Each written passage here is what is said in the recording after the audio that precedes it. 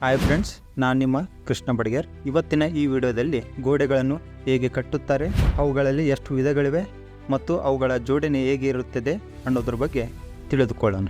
ನಾವು ಈ ಗೋಡೆಗಳ ವಿಧಗಳನ್ನು ಒಂದು ಇಟ್ಟಿಗೆಯ ಆಧಾರದ ಮೇಲೆ ವಿಭಜನೆ ಮಾಡುತ್ತೇವೆ.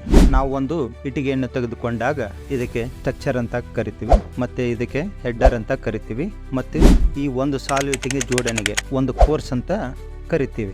ಈ ಆಧಾರದ ಮೇಲೆ ನಾವು ಗೋಡೆಗಳ ವಿಂಗಡಣೆಯನ್ನು ಮಾಡುತ್ತೇವೆ. ಇದಕ್ಕೆ ನಮ್ಮ ಟೆಕ್ನಿಕಲ್ ಟರ್ಮ್ ಅಲ್ಲಿ ನಾವು ಬಾಂಡ್ಸ್ ಅಂತ ಕರಿತೀವಿ. ಇದರಲ್ಲಿ 4 ವಿಧಗಳು ಬರ್ತವೆ. ಮೊದಲನೇದಾಗಿ ಸ್ಟ್ರಕ್ಚರ್ ಬಾಂಡ್. ಈ ಇಟ್ಟಿಗೆಯನ್ನು ಸ್ಟ್ರಕ್ಚರ್ ವೈಸ್ ಜೋಡಿಸಿಕೊಂಡು ಹೋದರೆ ಅದಕ್ಕೆ ನಾವು ಸ್ಟ್ರಕ್ಚರ್ ಬಾಂಡ್ ಅಂತ ಕರಿತೀವಿ. ಎರಡನೇದಾಗಿ ಹೆಡ್ಡರ್ ಬಾಂಡ್. ಈ ಇಟ್ಟಿಗೆಯನ್ನು ಹೆಡ್ಡರ್ ವೈಸ್ ಜೋಡಿಸಿಕೊಂಡು ಹೋದರೆ ಅದಕ್ಕೆ ಹೆಡ್ಡರ್ ಬಾಂಡ್ ಅಂತ ಕರಿತೀವಿ. ಮೂರನೇದಾಗಿ ಫ್ಲೇಮಿಶ್ ಬಾಂಡ್. ಒಂದು ಸ್ಟ್ರಕ್ಚರ್, ಒಂದು ಇಟ್ಟಿಗೆಯನ್ನು ಹೆಡ್ಡರ್ ಈ ಟೈಪು ಜೋಡಣೆ ಮಾಡುವುದಕ್ಕೆ ನಾವು ಫ್ಲೇಮಿಶ್ ಬಾಂಡ್ ಅಂತ ಕರಿತೀವಿ. ನಾಲ್ಕನೇದಾಗಿ ಇಂಗ್ಲಿಷ್ ಬಾಂಡ್.